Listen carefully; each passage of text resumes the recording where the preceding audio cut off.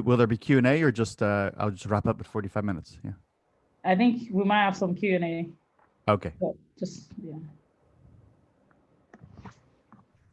And then make sure I can share my screen. Yeah, I'm going to give you the right to be able to do that. You give me co-host? I'll make you a co-host, yeah, no. 1 second, I just want to make sure. Wonderful. That we are live on.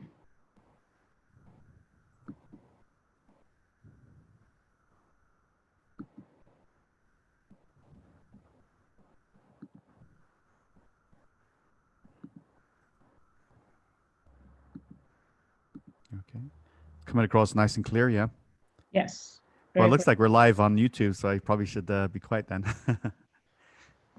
Okay. So we're live on YouTube. And I've given you co-sharing, so it's co-host, so you can share your slides when you're ready. Mm-hmm.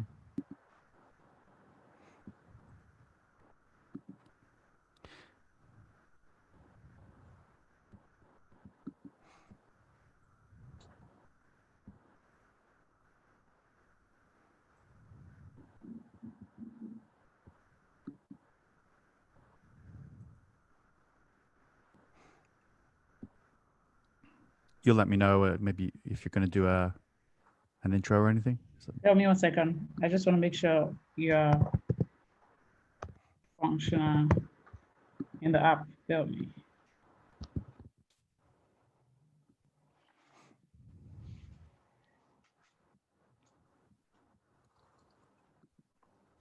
So, oops. The same one, yeah.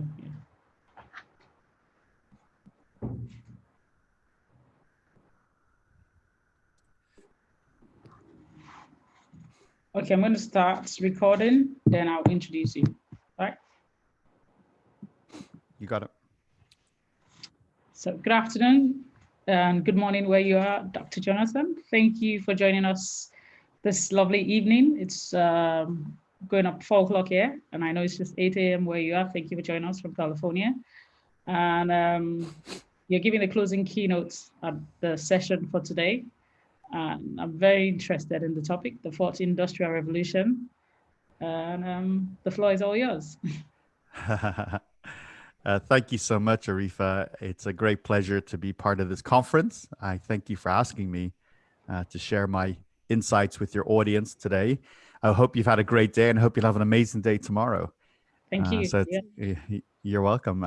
It's always such a joy to be able to reach new audiences and to educate and inspire people. So I hope the next 45 minutes or so will be very educational and I hope compels people to action because that's what this is about. So I'm going to go ahead and share my screen. So we'll just get that going here on our system. So bear with me. I hope we can see everything there. That looks good. And I'll go ahead and put that into slideshow. Okay. There we go. Wonderful. Excellent. Wonderful. Wonderful. So today, the purpose of my talk is to talk about, first of all, introduce the concept of this fourth industrial revolution and give you some ideas and tips and tricks on, how to embrace it, how to be successful with it, and how it might be changing the world. So those are my very low goals this morning, but we'll do our best to achieve them. This may be the most important set of changes that we will experience in our lifetimes over the next few decades.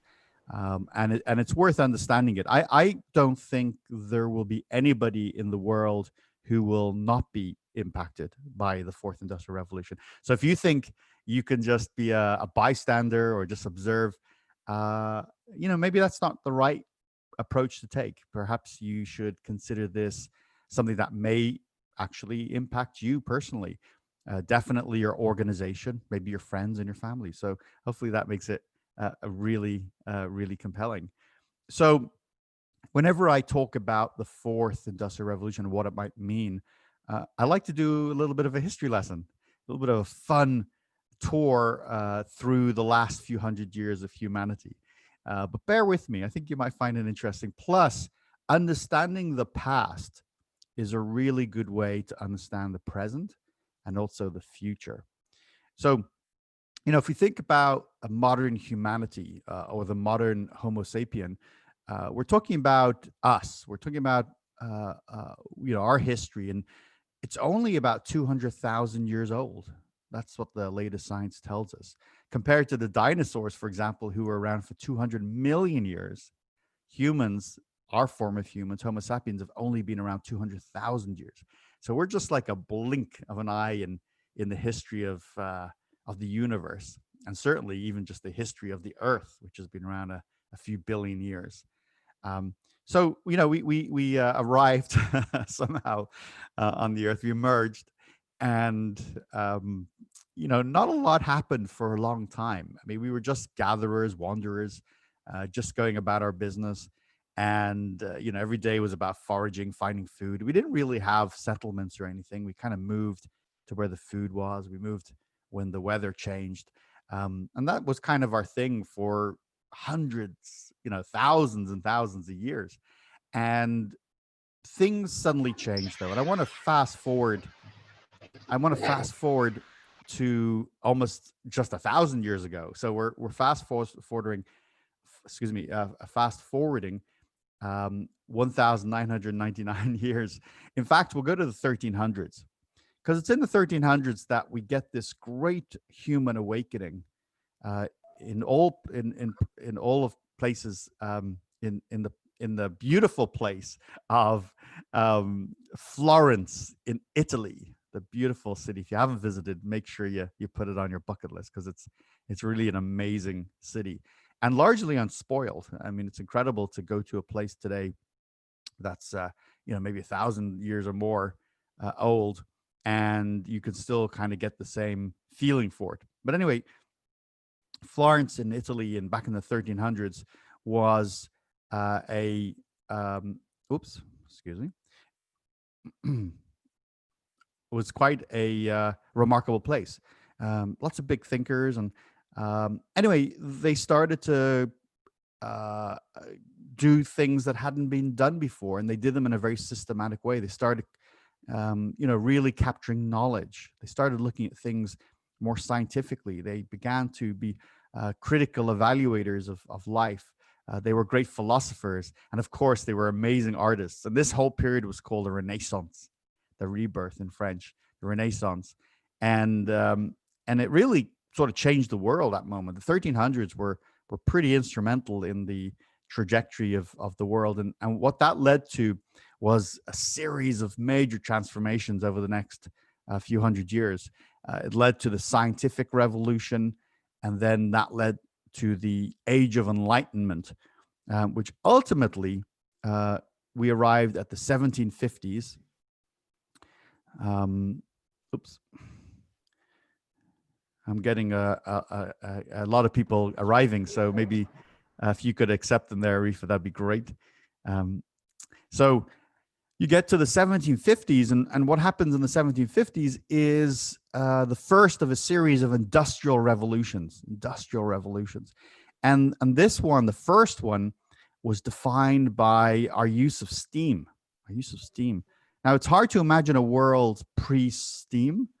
Things were made to move, or machines were operated either with human labor or animals, wind, water. So we were reasonably limited, although humans are incredibly innovative, so we were able to do a lot even with that. But then we realized, hey, if we heat water, and we can turn and we can turn spindles, and we can build all sorts of contraptions, and we can build trains. And so the train networks were set up, which changed the landscape. Also during this time, new materials emerged like steel. And so if you take steel and you take steam and you take an innovative mindset, you start to do things that humans have not been able to do before. You build first factories. You go from sort of domestic economy to mass production. And as factories emerge, people from the rural areas start to live near the factories, and you have the start of some amazing urban areas, the beginning of cities in lots of places. The first industrial revolution also was felt in many places in Europe, and over time it actually extended into what the time was the British Empire across the world. And less than 100 years later, change was continuing. We headed into a second industrial revolution, a second, happening in approximately the early 1800s to the 1850s. And a lot started to happen here again. A lot of human ingenuity and new ideas, and quite a lot of breakthroughs. But the big one was the introduction of electricity, that we could leverage electricity for the first time. And think about this for one moment. Without electricity, none of this would be happening. None of what we're doing right now would be happening. In fact, most of the modern world would not exist. Electricity really powers our way of life for a lot of the planet. Now, the electrical revolution, if you like, started in the 1850s, and it was a major project to electrify the world. And what I find fascinating, perhaps you do too, is that project is not yet finished. We're still electrifying the world. Today we have about 7.8 billion humans on the planet. We're approaching 7.8 billion, and still about 800 million of those several billion still don't have access. So it's still a project to be completed. We still have to bring electricity to many small pockets of the world. But electricity led to telecommunications. It led to even greater mass production, more complicated machines, bigger factories. People continued to flow in from rural areas, so our cities were expanding rapidly. And as cities expanded, of course, the nature of humanity also began to evolve as we organized in these urban centers. So the second industrial revolution, again, like all the revolutions, continued to be pretty transformative. And then, and it seems like almost on a predictable basis, and then almost 100 years later, in 1958, something really big happened. Something really big happened. Now, if I was in a classroom with all of you, or I was in a conference center, as I wish we were, I'd ask you these questions. But because I'm all alone here up in Northern California, and you are all over the world, I can't do that. So, so I'll go ahead and give you the answers. But you can guess out loud if you want, or you can play this game with your friends and family. So something happened in 1958, and what that was this little fellow. This is Sputnik. Sputnik was a satellite that was launched from the Soviet Union. Now, remember, in 1958, the world, United States, was in a Cold War with the USSR, the Union of Soviet Socialist Republics, which, of course, Russia was one of those republics. So there was this Cold War between the USA and USSR, and the Russians, or the Soviets, were very good at engineering. Well, they still are, still very good at science and engineering. They were very good at the rocket program, and they were moving forward very rapidly with a very sophisticated, at the time, rocket program. And so they were the first to launch a satellite into orbit that circled the Earth. And this thing, was about the size of a beach ball, and it was launched in 1958 at the height of the Cold War, to advance, Russia's Soviets' military ambitions, or at least, their ability to defend the Soviet Union and Eastern Europe from the West.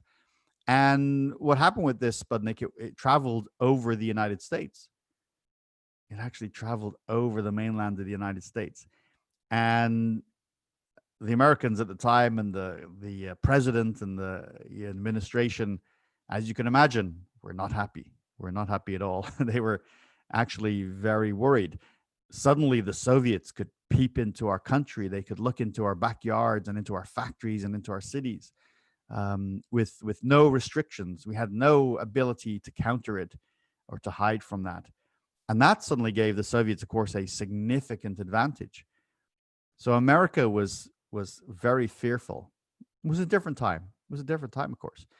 Nothing like that had ever happened before, where you could have a foe's technology peering down from the orbit into your country and not be able to defend against it. So there was this rush. There was this exceptionally national rush in the United States to counter this, to launch our own satellites, and to have a rocket program that could be the equivalent or better than what the Soviets were doing. So the federal government of the United States pumped tons of money into research institutions. Some of that money flowed into the West Coast of the US, here into California.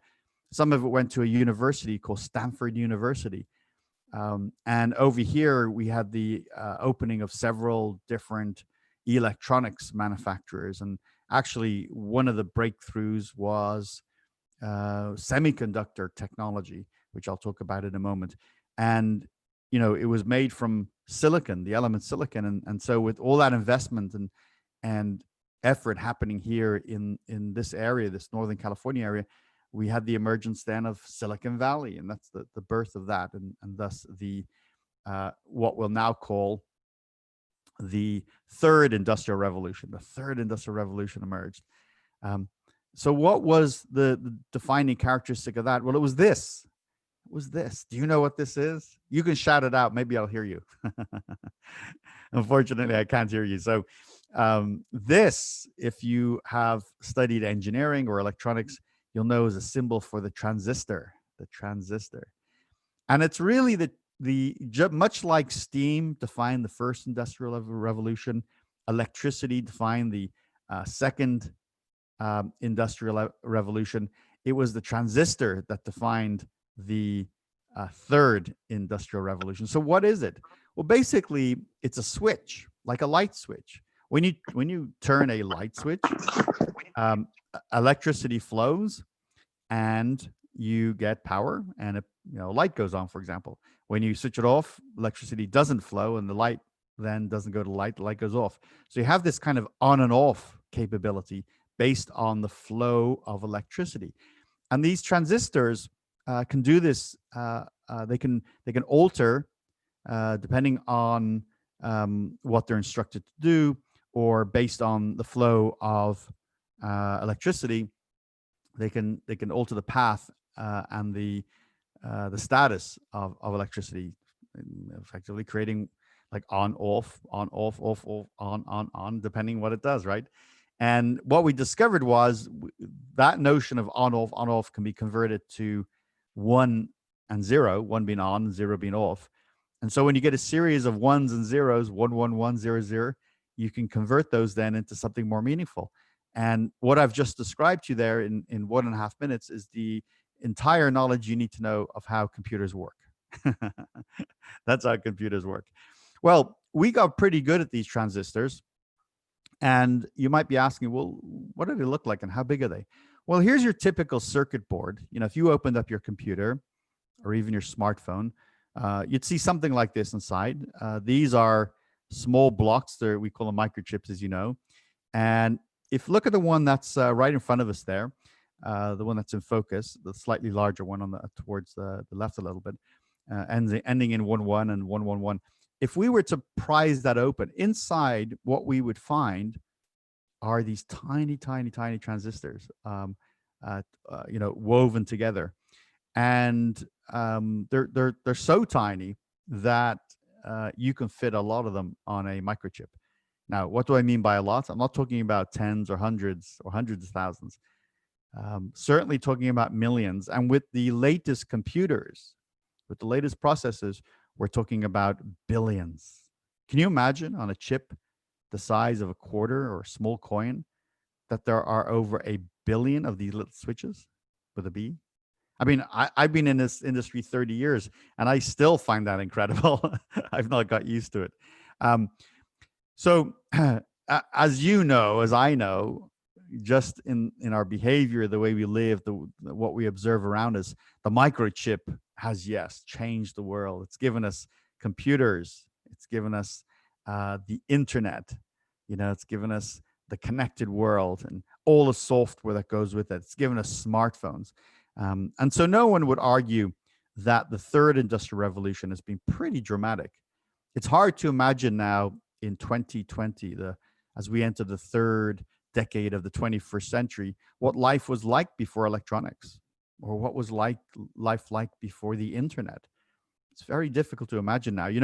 We're going through this devastating pandemic, this global pandemic, this unprecedented pandemic in our lifetimes. And I say, thank goodness we have the internet, because look at the things we can actually continue to do, all the knowledge we can acquire. In fact, we can do virtual global conferences like this one just because of the microchip. So that was a pretty big deal. So just as a summary, because this kind of takes us up to this idea of a fourth industrial revolution, we have these three industrial revolutions, and this slide just summarizes it. If you want to take a screenshot, go ahead and do it now, and then you have this for your own knowledge. But you've got almost every 100 years you have these revolutions, and I would argue, by the way, that the third industrial revolution is still well underway. It's still underway, and it could be that the best is yet to come. I mean, think about, we still see faster smartphones. We still see, faster laptops, and we have the emergence of cloud computing now. And I'll explain to you in a moment more of what's happening with the third industrial revolution. But there seems to be another pattern, another, if you like, signal in the noise that's happening. Now, my career is about 30 years long so far, and I've been in various innovation roles throughout that time. And, for most of my career, I had a fairly good handle on change, because when you are in innovation or have an innovation leadership role, and particularly in my case, it was very focused on technology, you've got to have a good understanding of what's happening in the marketplace. You've got to understand where technologies are trending, what's emerging, what may be impactful, and then what does that technology mean as it relates to your life or the industries you advise or are involved in. And I kind of had a handle on it, but something changed. Something changed about 10 years ago. It seemed like things were getting a lot more chaotic. The technologies that were emerging were a lot more disruptive.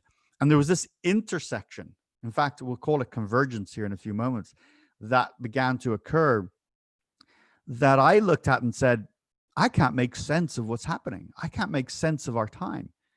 And that was really confusing. And I'm somebody who works in this space. I can't even imagine what it's like if this is not, the focus of your world. It must seem very confusing and disruptive as new technologies emerge, new industries are born, and old industries collapse and die.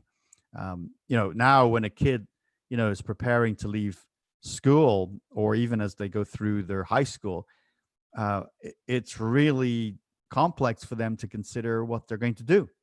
What should they focus on? What professions should they go after?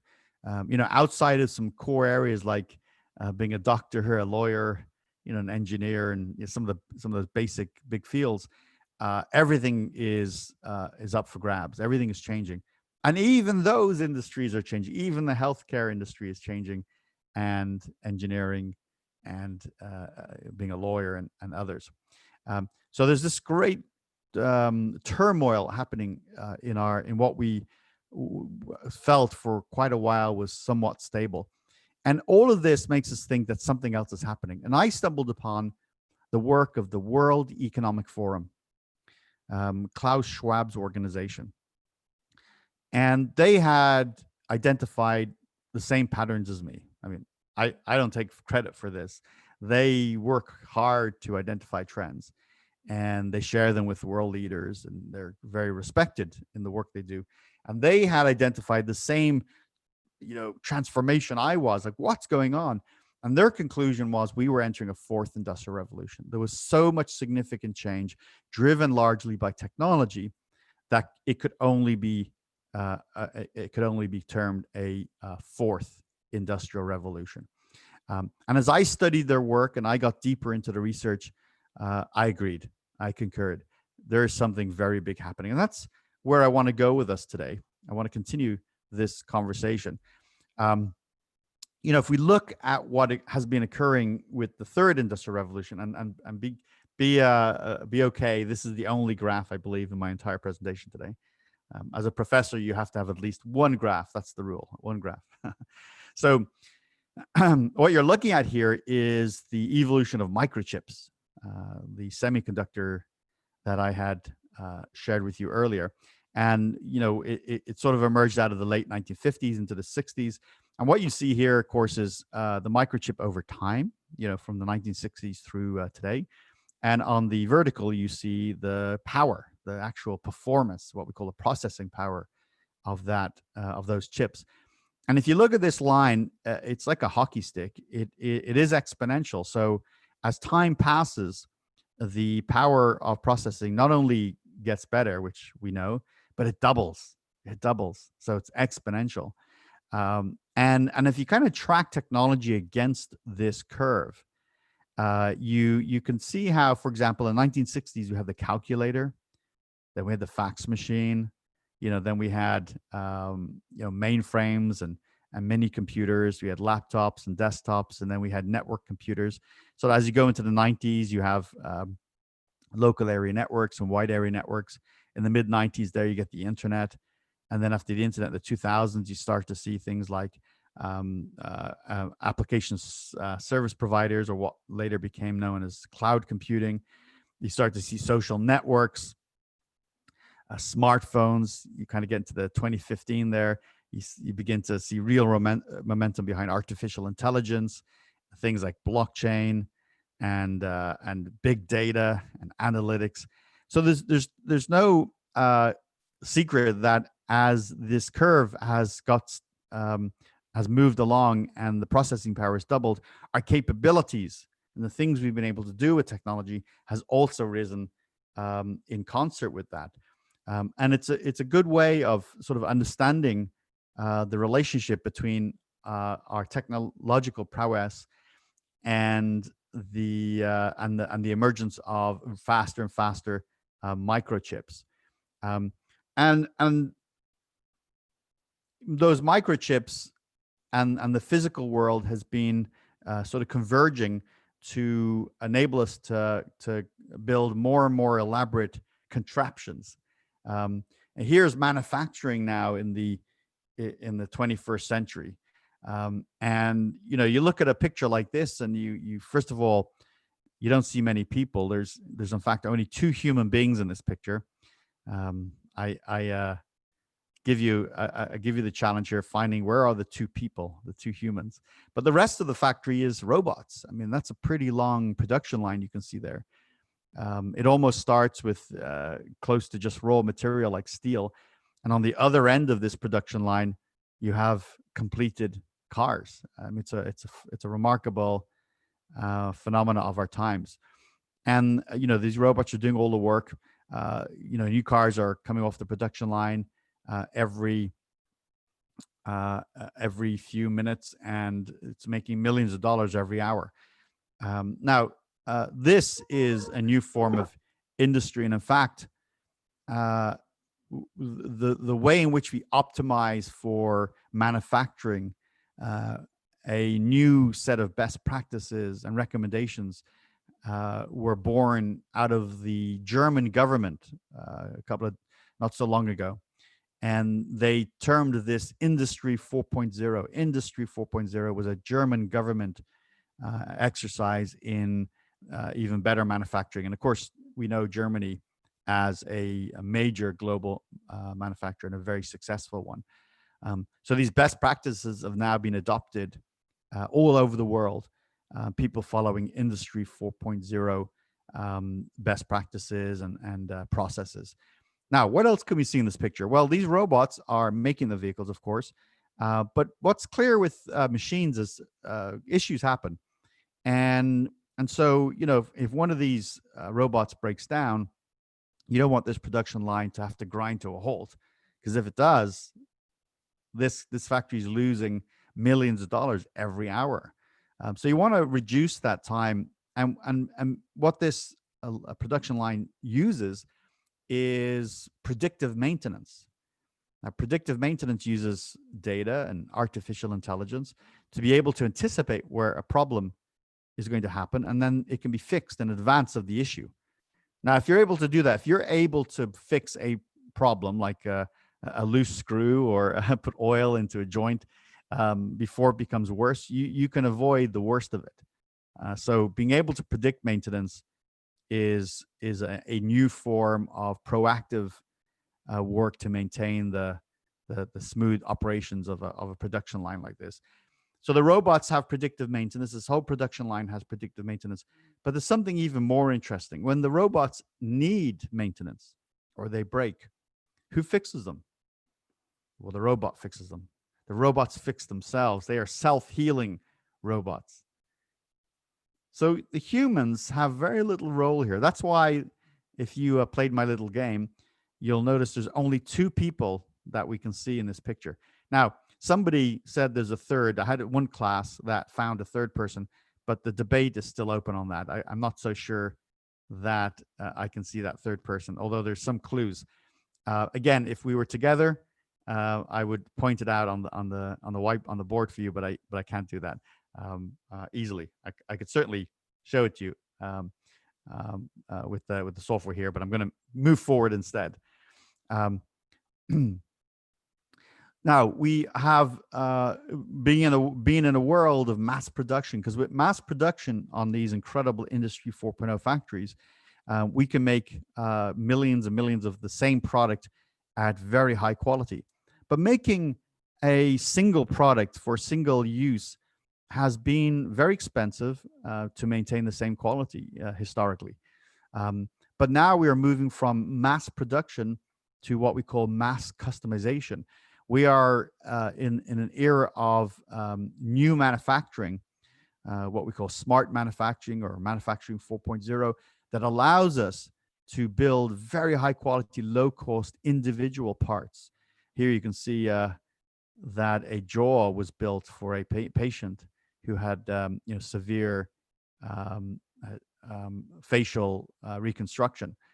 And we call this additive manufacturing, or sometimes the more domestic name we use is 3D printing.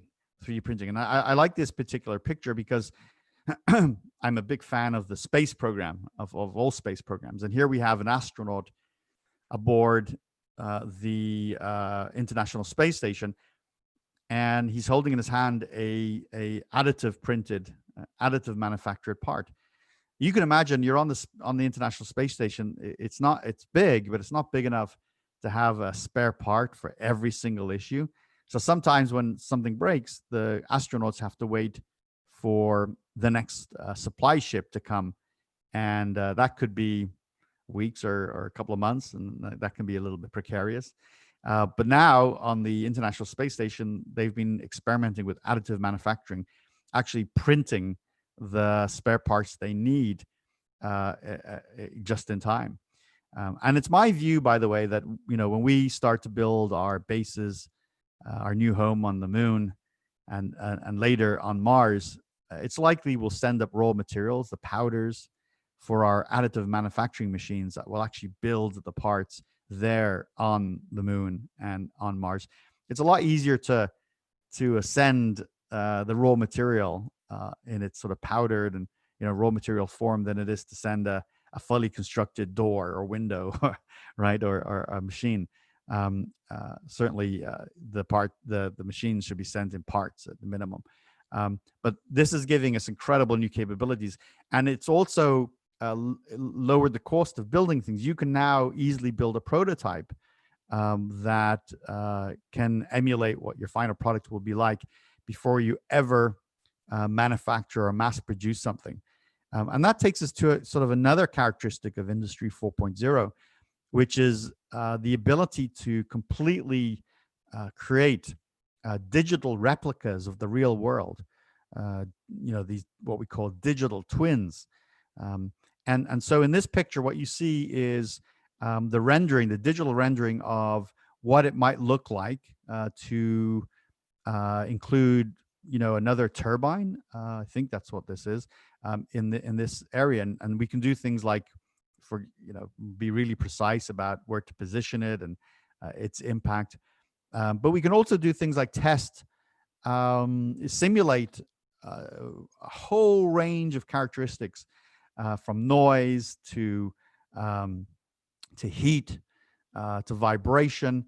And when we're happy with this digital twin, this digital replica, then we can manufacture it. Then we can actually build it. And this is how car companies are building cars now. And uh, um, um, people, the next washing machine, dishwasher or toaster or microwave oven, they're all now being created as digital twins. But also large factories are being rendered as digital twins, and even cities are being built as digital twins.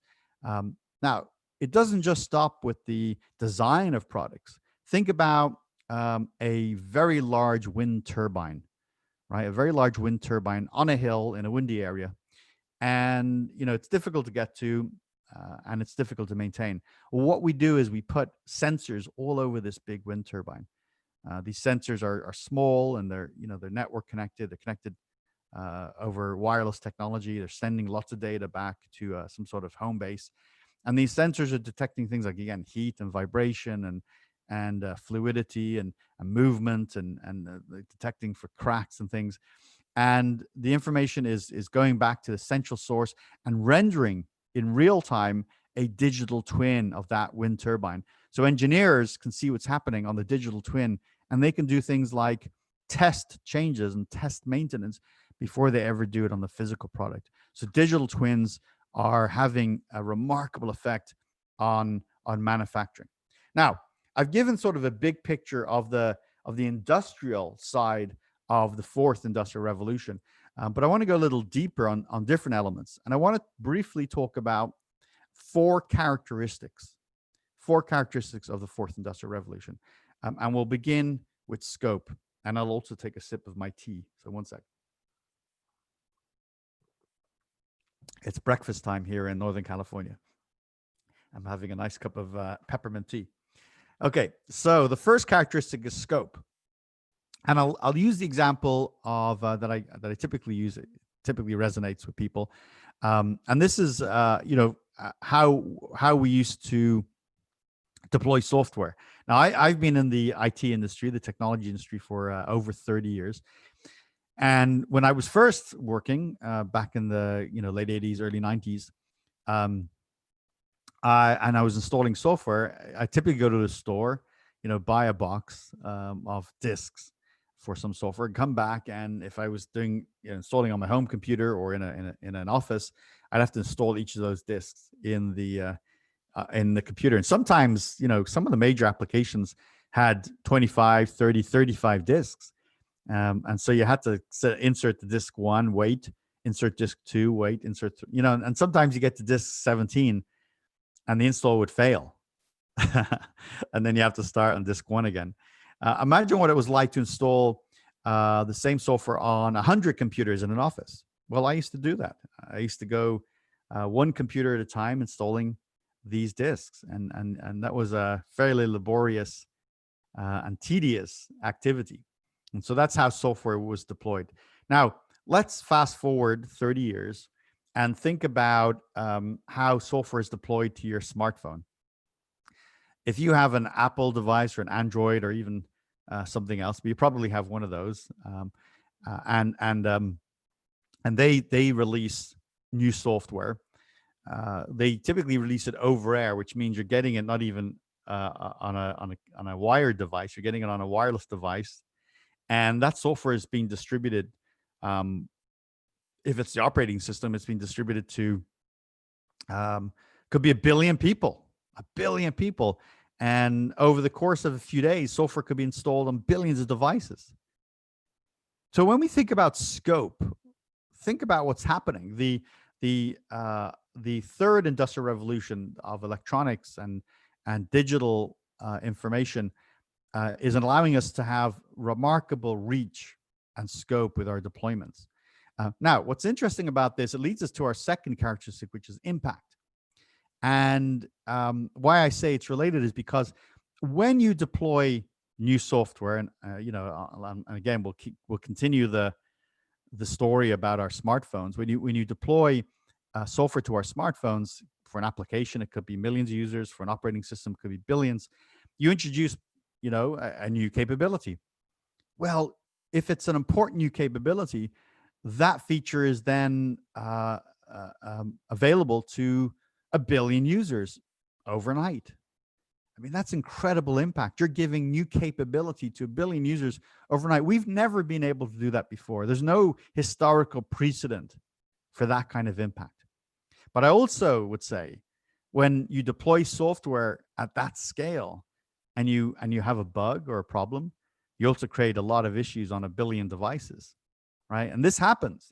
Sometimes an operating system upgrade is deployed to a billion devices, and 2 days later somebody discovers a hole, a security risk with the software, and now the vendor has to scramble to fix it and then redistribute an updated version of 0.1 or 0.01 release.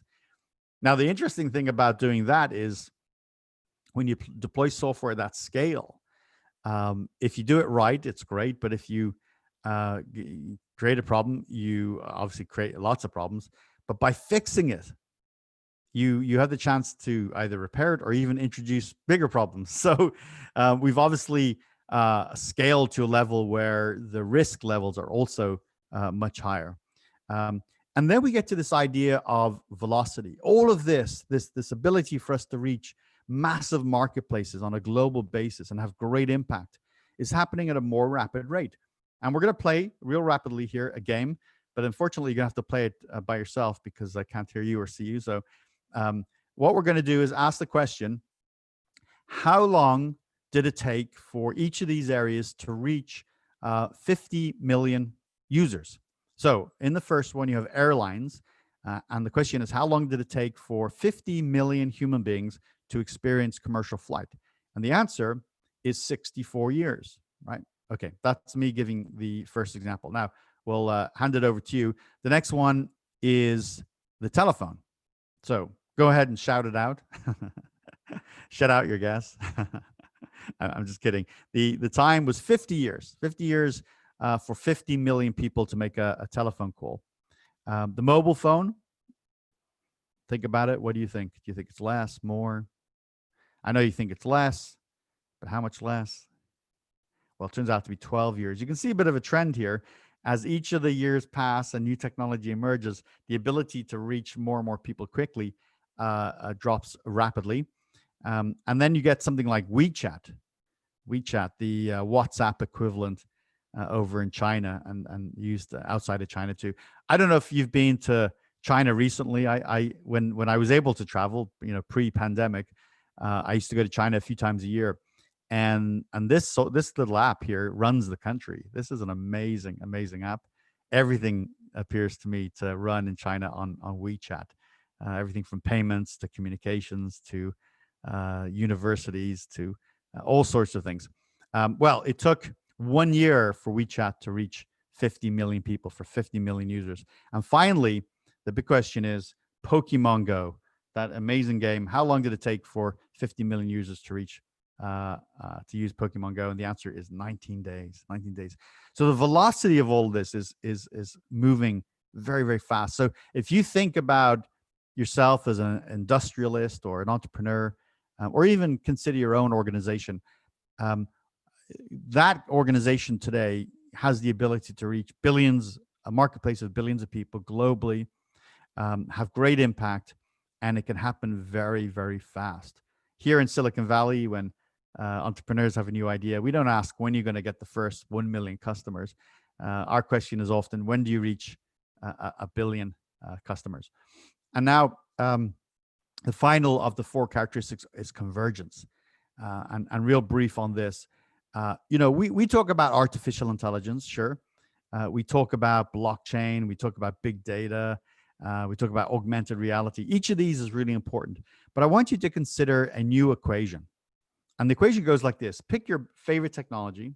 So for the example, we take artificial intelligence, and so you get AI, and then add a plus sign beside, and then an X, and then it equals.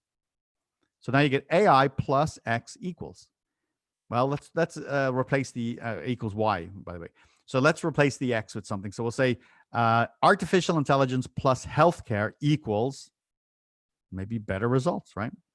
Let's get more complicated. Let's say artificial intelligence plus quantum computing plus big data equals maybe sentient robots. I don't know. So it's really important that we think of these emergent technologies in the fourth industrial revolution as intersecting and converging, because when you converge things, you get an even bigger disruption. And that's often the equation that we don't talk about when we consider things like artificial intelligence and some of the other groundbreaking technologies. Now, earlier today, I talked about a third industrial revolution, and I said it wasn't finished because the internet keeps on producing more and more value. And Steve Case, the one of the leaders and founders of America Online, an important organization in the history of IT, he wrote a book and called the wave of the internet we're in right now is the third wave. And it's made up of things that where the internet is ubiquitous and it's baked into almost every product we have, and everything is connected. And the internet becomes a great big facilitator. For example, in the early days of the internet, back in the late 90s, we could never have conceived of something like Uber or Grab or Didi, or Lyft. This ability to just on your phone beckon a car. And so this third wave of the internet is enabling things like telemedicine really well, and of course telemedicine has exploded, and other capabilities. Now, I just want to touch on a few other non-technical areas of characteristics that impact the fourth industrial revolution and our lives. Now, I realize that we're having so much fun together that my time is almost up. So I'll try to focus on the most important things here, just in the few more, just a short few minutes we have together. You can't consider the fourth industrial revolution without thinking about economics and where the world is evolving. A lot of the second half of the 20th century was dominated by the United States and even Europe. And later in the 20th century, Asia began to emerge as a economic powerhouse. But that story has not ground to a halt. It's changing rapidly. China, of course, is quickly rising to be the number one economy in the world. America is still just above it, but that will probably flip here in the next 10 years or so. But if you go down the list of economic countries, and you see over the next sort of 10 years or so, as we head to, the next few years as we head towards 2050, you see places like Vietnam exploding, going from 32nd place in terms of economic power in the world to 20th. And you can see there, for example, Nigeria goes from 22 to 14.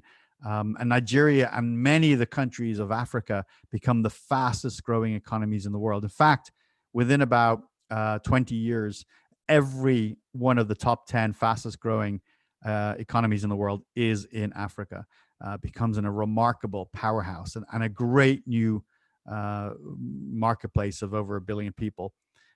So that it will be transformational as a component of this revolution. You have to also consider demographics. Nothing stands still. And as you look out over the next century, the populations of the earth are shifting. Already today, we see changes. We see some countries have the majority of the population is under 25, a country like Iran, for example. And then you look at other nations like, in countries like Sweden and Germany and even Japan, where the populations are aging and actually shrinking. So populations matter as time passes. And you can see here that the fastest growing population areas over the next 50 years and beyond are all in Africa. Again, a century of Africa is about to emerge upon us. The other aspect of the fourth industrial revolution that I'll summarize here is the urbanization of the planet. We are increasingly an urban planet. Most humans are now living in a city. It's about 55%, maybe even 58% now. By mid-century, 70%. And then as we go towards the end of the century, it even becomes closer to 80 or 90%. So people are rapidly moving from the countryside into cities. So cities become exceptionally important. And they'll change. They'll change because of fourth industrial revolution technologies like autonomous driving, right? When cars can drive themselves, we can design our cities differently. Why? Because we don't need traffic signals. We don't need lanes. Cars don't even need to stop generally. So notions like the grid system and highways and stuff can all evolve as our transportation mechanisms change. We have to think really big. We can't be defined by 20th century thinking in a 21st century world. I always find it funny when I share with the audience that I never thought in my lifetime that I would be an investor in a flying car company, and I'm an investor in a flying car company. These are coming. Now, they're not going to be for everybody. The sky won't be full of people driving around the place. These will be largely autonomous, and they will be premium service for the foreseeable future. But self-driving, autonomous, electric, and flying cars are coming. Energy is changing in our cities. As more people move into cities, we have more demands. But we're getting smarter about how we use energy. And we know for a fact that we have to move beyond carbon-based energy to non-carbon, because you can't keep harvesting the coal and the oil and the gas out of the earth without consequences. We already see those with climate change and environmental damage. And it's, if we don't stop or reduce it significantly soon, the damage and the impact will be irreversible. Solar is emerging as a great big game changer. And you have countries like Costa Rica, who there are days during the year when their entire power is supplied by solar and other non-carbon based energy. Solar is a massive game changer. And today, a unit of solar power is the lowest cost form of electricity in the world. This is even now becoming a old graph, because it's only to 2017, and some of my energy intelligent audiences will tell me that the numbers have even dropped further. Solar is the one to watch. And what happens when we start to converge the technologies I've been talking to you about today? Remember, convergence is one of the 4 characteristics of the fourth industrial revolution. Will you get maybe a solar powered autonomous car, a car that runs on free energy from the sun? You never have to plug it in. You never have to fuel up with anything. It is a autonomous solar powered car. In fact, this is a real car produced by a company in the Netherlands called Lightyear One. They are selling these cars already. And this is probably a good indicator of the shape of things to come.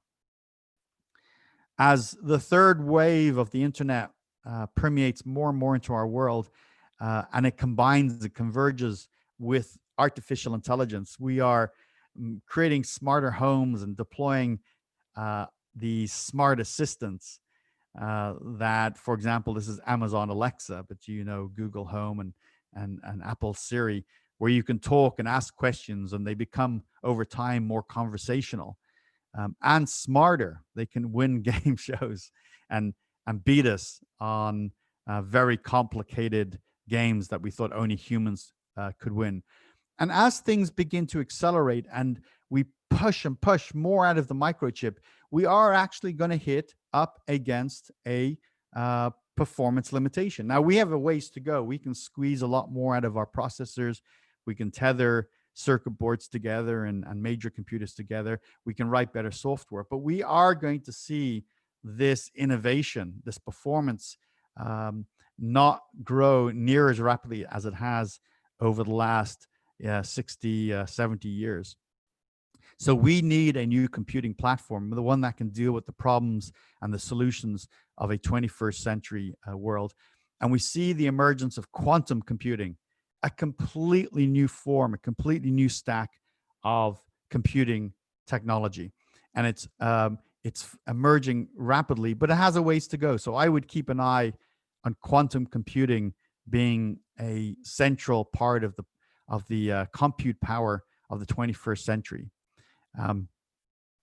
So as I wrap up here, we've talked about trends, we've talked about technology, we've talked about economics and behaviors that are all going to be evolving, including demographics over the next few decades. But the one big context all of this will happen in is climate change. Our planet is changing, if you believe the scientific consensus. And so no matter what we do, we have to consider the climate in the fourth industrial revolution. We have to consider rising waters and more devastating storms and droughts and floods. It's shocking that so many people, over 1 billion people, live in cities that are prone to flooding today, and that'll only get worse. So we have to take action. We have to build businesses that are more sustainable. We have to have human behaviors that are more sustainable. This has to be a core component of the future of how we live. So what does all this mean? You need to process this. You need to consider all of this information in your life, in your family's life, in your decisions, in your country, your city, your business. There are going to be consequences in the careers that you choose, or perhaps the careers of your children and your friends. There's going to be consequences to organizations. Some are going to flourish. Others are going to be destroyed by the emergence of the new tech and new expectations as we go into the future. And of course, the planet will change too. And our opportunities and challenges will evolve. So these are lots of things for you to question and try to interpret. And I wanted to end just on 2 quick points here. This is a really profound picture on the screen. Right now, it probably doesn't look like much, but I want to quickly share what we're looking at here.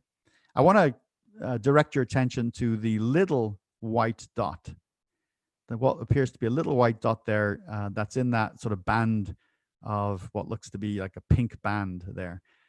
And what that little white dot is, it's Earth. That's Earth. That's Earth from a few billion miles away. The story with this is we go back to the 1970s, 1977, the US launched two spacecraft called Voyager 1 and Voyager 2 to explore the solar system and later leave the solar system to travel interstellar space. And as Voyager 1 was about to leave our solar system, the famous astrophysicist Carl Sagan asked NASA if they would turn it around and take a picture of the Earth. And of course, he was well respected and they had to agree. So they took a picture of the Earth from a couple of billion miles away. And they all sort of had a moment of awe as they looked back at Earth. And although this picture doesn't really reflect it, that white dot really is actually pale blue. And this picture became known as the pale blue dot. And Carl Sagan wrote an essay on the pale blue dot. And I just want to paraphrase just a few sentences from it because it's such a profoundly impactful essay. And it's online, and you can look at it today and read it, and you might be as impacted as I was. He basically says, this is Earth. This is us. This is all of us. This is every human being who's ever lived. And this is every argument, every conversation, every joke, every story ever told. This is all your fears and all your aspirations. We are all alone in what appears to be a cold, massive void. Nobody's coming to save us. We're just here alone by ourselves. And it reminds us that we're in this together. We have these artificial borders and these artificial differences, when in reality, we are just one humankind together. And we have to solve our problems together. And our problems are significant. And we have to try to create a better life for all the humans that live on this planet. So that's some of the major components of that essay. And I love it because it reminds me always of who we are and our collective destiny. Now, as I wrap up, if you enjoyed my talk today, although I spoke at about 1,000 miles an hour and covered material I typically cover in about a 12-week university semester, I've written a lot of it down in a book. A lot of what I shared to you today is covered in detail in my latest book. The book is called Smart Cities for Dummies, but it's for everyone. It's for everyone who's interested in the future. and it is already a bestseller. It just came out about 2 weeks ago, and it's available. You can get it at a local bookstore or on your favorite online service. You can check out the details at smartcitybook.com. And maybe Erefa will tell us in a moment here if anyone's going to Yes. get one. Yes. So I would encourage you So to. Bookie's asked a question, and she's going to get a Smart City for Dummies book. So Bookie, you get a book from Jonathan. We've got 15 of the Smart City books to share out. So Bookie's just got one. Bookie's a female. She owns a company called Female Tech. She's a female techpreneur. So Yes. she promotes, yes. So she likes Wonderful. tech. So she gets one of the books. And I also like you guys to follow Jonathan on LinkedIn. Can you tell us about some of the courses you've got running on LinkedIn? Yeah, I'd be happy to. I've got a very, very popular course on the fourth industrial revolution that I just shared with you today, but it's plenty of visuals and examples. It's a nice course. I got courses on blockchain technology, on quantum computing, on digital twins, the future of cities, cloud computing, cryptocurrencies. So check out my LinkedIn learning profile, and you'll see lots of courses you can take if you enjoyed my way of teaching. Hi, Jonathan. This is Buki Babajide here. So sorry, I was on mute when Erefa was talking about my question. So thank you very much for a fantastic presentation. That was really amazing. We've learned a lot. You've opened my eyes to new technologies that I didn't even know is coming. So my pleasure. My question was, do you think COVID-19 is going to impact the fourth industrial revolution, and by how much? Obviously, the industrial revolution would have been shaped and all that going on, but then now we've got COVID coming in, and for example, the way people behave, consumer behavior, etc., would alter a little bit, if not much. So what does that mean? Yeah, thanks for asking the question. There's a couple of ways I like to think about this question. And one of them is, do we get a vaccine in the next 12 months, right? So the reason why I asked that question, if we get a vaccine in the next 12 months or less, we can begin to sort of project out a continuation of the life in which we live right now with some small modifications. If we don't, or it takes a long time, or there's even another wave, or the virus evolves, and we don't have a vaccine, life will be different. I like to think that we're going through a period of temporary change right now in terms of the pandemic, but there is a possibility that we could be going to experience this for a long time, which means things will change a lot. Now, your question was probably more focused on that second scenario. If the vaccine doesn't just take care of the virus, what does that mean to the fourth industrial revolution? It actually means that innovation is going to move faster. And the kind of bottom line is all the things I shared with you today will accelerate. So think about the use of video technology. Organizations were gradually embracing it, and government wasn't really embracing it at all yet. They were really laggards. Then the pandemic hits really hard in March, and within weeks, people are using Zoom. Within weeks, people are using Skype, and governments are embracing video and distance working, and it happened to millions and millions of people. I think Zoom went from 10 million users to 100 million users in just a month. So that became it's the obvious thing, but it accelerated plans and activities in a way we had not planned for in 2020. We've seen over time the popularity of telemedicine, of being able to deliver medicine at a distance, and it's much less cost, and it also opens up access to high quality healthcare to more people. We've seen that evolving gradually over the last 10, 15 years, but since March, telemedicine has exploded all over the world. Suddenly, almost every health entity is embracing this idea of distance healthcare. So what would have taken maybe the next 5 to 10 years to get to levels, we got to in weeks, right? And we see this over and over. We're seeing, for example, Amazon is now a $1.5 trillion business, soon to be a $2 trillion business. Why? Because people are flocking to online and they're embracing deliveries. They don't want to go to stores. They're too afraid. So you see what should have taken Amazon the next 5 to 10 years has taken 2 or 3 months. So we will see acceleration happening if this continues for a long time in multiple areas of our life. And just the things we take for granted, all of us already experience it. As we shop, as we think about our kids going to school or people going to university, as we think about the kinds of things we're interested in consuming, how we manufacture things and how we support our farms. It all will have to evolve, and it'll have to go quickly. Okay, thank you. My pleasure. Thank you. All right, thank you. So, Book, you've got a book. You've got Jonathan's bestseller, Smart City for Dummies. So we're going to get that across to you as soon as we get it shipped. Book is joining us all the way from London, so she'll get the book as soon as Amazon delivers it to us. Get the book. So thank you. That would be nice. Yes. Even though I'm Smart City Dummy. Smart City Dummies, yes. Okay. Well, you won't be after you read the book. That's what I'm thinking. You'll be a smart city expert. I'll be very smart, super smart. So any more questions? I think we overshot the time. It's been such an interesting time to have you. It's interesting that you say about the telemedics, because we've got one exhibiting at the exhibition center. So Jonathan, if you have time, pop around these centers, even though we'll have sort of shut down by the time you're awake to really do this, but we've got a telemedic up exhibiting in our exhibition center. So yes, COVID has done a lot of innovation and destruction and innovation at the same time. So yes, it's a blessing and a curse.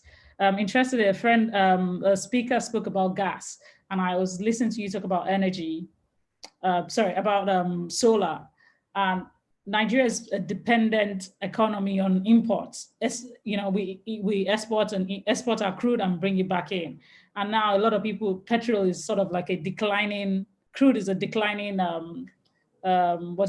declining income for any country, because people are driving smart cars and stuff like that. No one wants to use crude oil again. And what they are using so post-COVID, the future of Africa is gas. That's what she spoke about, because we have a gas. And she did say that part of what they used to make the solar panel comes from gas. Methanol comes from gas. So they're trying to build cars that are driven, that utilize gas as opposed to crude, as opposed to DPK or PMS. So for Africa, we are open to use post-COVID, get our fortunes back by exporting gas so that the Western world can build their solar panel and things like that. And then become an export-based economy, exporting things that can be used to make solar. And then we want to focus on driving gas. So instead of solar, we want to drive gas as cars driven by gas, electricity driven by gas and stuff like that, to create more robust economy post-COVID for Nigeria. So thank you for sharing. And it's been an impactful evening. I will let I don't think we have any more questions. Maybe a bit too techy for some of us, but it's very interesting. Thank you so much. Thank you. No, my pleasure. My absolute pleasure. Thank you so much, Jonathan. And definitely, hopefully, all things being equal, vaccine out, we will be face-to-face together in Nigeria at some point in 2021. I've never been. I want to go. Let's do it. Let's make it happen. I want to go there. Make it happen. COVID, as long as COVID's gone, or we get a vaccine, we'll make it happen. All right. Thank you very much, Jonathan. Thank you, everyone. It's been a wonderful day. We'll reconvene again tomorrow. Thank you, Buki. Thank you. All right. Thanks. Bye. All right. Thank you. Bye.